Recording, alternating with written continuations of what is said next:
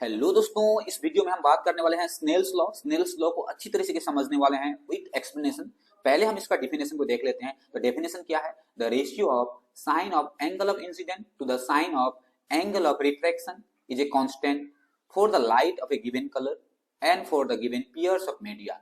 तो इसको हम कैसे समझ सकते हैं? तो लास्ट में आपको अच्छी तरीके से समझ में आएगा, तो वीडियो को जरूर देख लीजिए। 2-3 मिनट का वीडियो होगा, आप अच्छी तरीके से इसको समझ लीजिएगा। ठीक है, तो हम क्या करेंगे इसको एक्सप्लेन करने के लिए। पहले इस तरह से हम मीडियम 1 से एयर है और मीडियम 2 से वाटर है। तो मान लिया हमने मीडियम 1 और मीडियम 2 ले लिया। यहाँ पे हम क्या करेंगे, रे ऑफ लाइट जैसे इस तरह से आएगा, इंसिडेंट रे होगा, ये इंसिडेंट रे है। और जब निकल के आएगा वाटर की तरफ जाएगा, बिकॉज एयर जो होता है रियर मीडियम होता है और वाटर जो है डेंसर मीडियम है।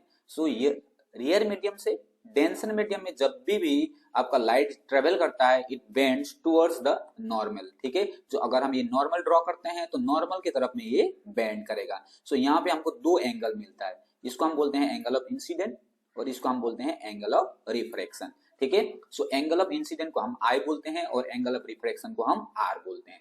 तो इसका मतलब देखिए, ये डेफिनेशन क्या बोलता है, अगर हम एंगल जो इंसिडेंट एंगल है उसका साइन और रिफ्रैक्टेड एंगल है उसका साइन का रेशियो निकालते हैं तो हमेशा वो क्या आएगा, बोला है कांस्टेंट आएगा। इसका मतलब अभी आप यहाँ पे समझिए, देखिए sine i divided by sine r equal करने से कुछ ना कुछ वैल्यू आएगा। मान लीजिए मैं यहाँ पे कुछ वैल्यू लिख देता हूँ, मान लीजिए से 1 लिख देता हूँ। मान लीजिए हमने क्या लिखा, 1 लिखा, ध्यान रखिए क्या इसको समझाना है, 1 लिखा। तो अगर आप सेम कंडीशन को, आपको क्या करना है, मीडियम नहीं चेंज करना। देखिए सेम मीडियम बोला है, जो मीडियम है, अगर आपने एयर मीडियम और वाटर मीडियम लिया है तो इसी मीडियम में आपको, अगर हम क्या करते हैं, अगर हम इसका एंगल को चेंज कर देते हैं आई, इस बार हमने क्या किया, ये जो एंगल इंसिडेंट एंगल है इसको थोड़ा छोटा कर दिया। ओके, ये रिफ्लेक्टेड एंगल भी क्या हो जाएगा, थोड़ा सा छोटा हो जाएगा। तो इसको हम लोग I1 बोलेंगे, इसको हम लोग R2 बोलेंगे। ठीक है, अब इसका रेशियो निकालेंगे, इसका रेशियो निकालेंगे तब भी कुछ ना कुछ रेशियो आएगा।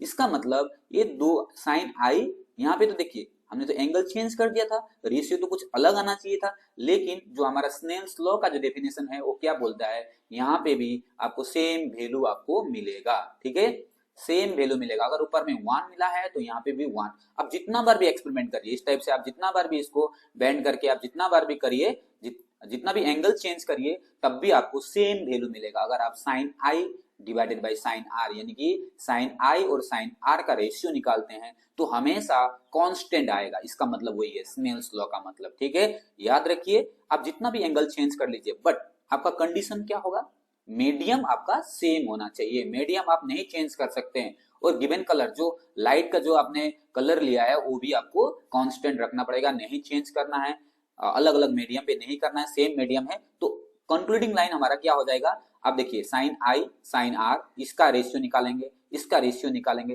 तो जितना बार भी लिखाएंगे आपको हमेशा एक ही वैल्यू मिलेगा, दैट इज कांस्टेंट।